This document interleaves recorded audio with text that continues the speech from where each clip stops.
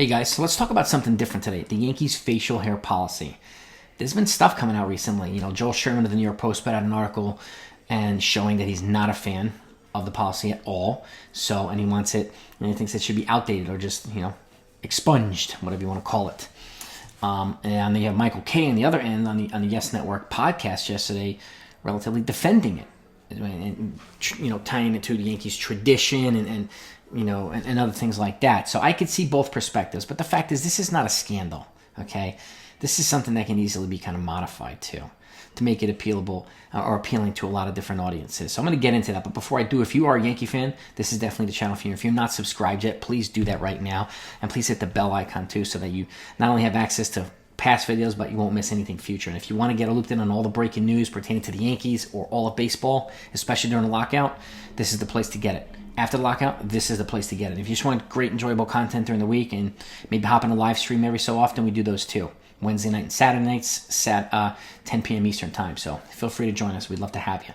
Now, with that said, let's get into this a little bit. So a little bit of history too. The Steinbrenner family, George Steinbrenner, went to Culver Military Academy, okay? That's an elite prep school. And so did his two sons, Hank and Hal. I'll get into them as well. But after Culver, he went to Williams College, an elite liberal arts college in Massachusetts.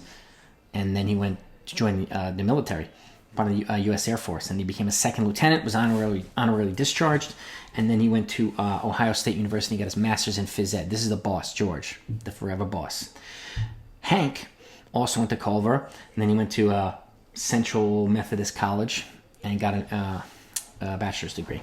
Hal, Culver also. Then he went to Williams like his dad did, and then he went to the University of Florida, got his MBA in business management. So, a little bit more of an academia background there like his dad. He was obviously going to be the more business-oriented mind of the franchise. But that said, the prevailing theme here, the consistent part, was Culver Military Academy. So there's a militaristic kind of disciplined background with certain things, and obviously appearance discipline mattered to them on the Yankees, because when George Steinbrenner bought the Yankees, he instituted the military-style grooming policy or code or whatever you want to call it, and there were certain things that applied.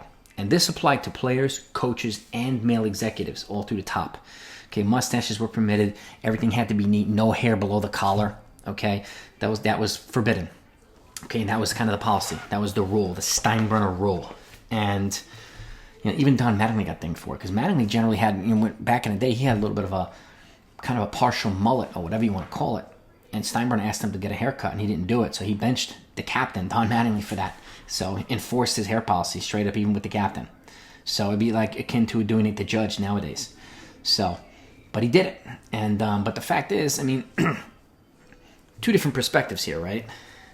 Joel Sherman wants it gone. Michael Kay, thinks it's a good idea to keep it here. It sounds like it. So, and again, it's not a scandal, but how about meeting them in the midway? This is where I think will be a good idea, because the fact is the Yankees want to appeal to a broader audience. MLB wants to appeal to a broader audience. Well, being a little bit more lax on things like that. And yes, there is an appearance code or a dress code or whatever you want to call it, but if you're going to apply it to facial hair, then you got to apply it to other things too. And MLB did sign a $1 billion 10-year marketing deal with Nike, allowing the Nike swoosh to be on the jerseys. These traditional jerseys, or whatever you want to call it, they're cross-marketing. The Yankees also have taken advantage of third-party advertisers, especially when they go overseas and play. They're plugging and marketing other logos as a way of monetizing the brand even further. That's changing the uniform.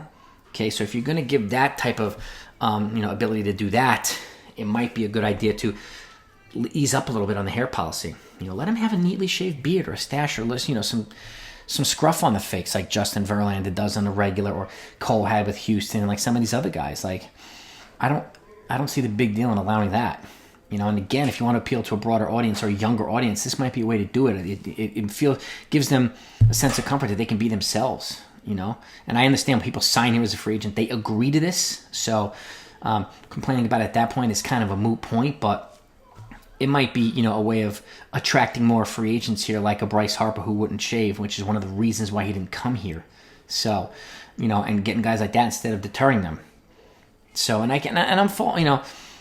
I don't mind, keeping high standards here, and I think the Yankees do a good job of keeping high standards and stuff like that. But again, if you're gonna alter the jersey with cross-promotional monetizing, might be a good idea to give the players a little bit of flexibility, because we pay for a lot of money to go to games to see the players, not to see the logos on the jerseys. So, just my thoughts, my 2 cents. But you guys let me know what you think. I mean, are you okay with that? Do you think they should keep it the way it is? It's I find it interesting because I'm not saying like let him go to a Grizzly Adams, Jason Worth type of thing, or Johnny Daban pre-Yankees look where it's like a total caveman thing, but some scruff and some 5 o'clock shadow, whatever you want to call it, a stash here and there. It's not going to hurt.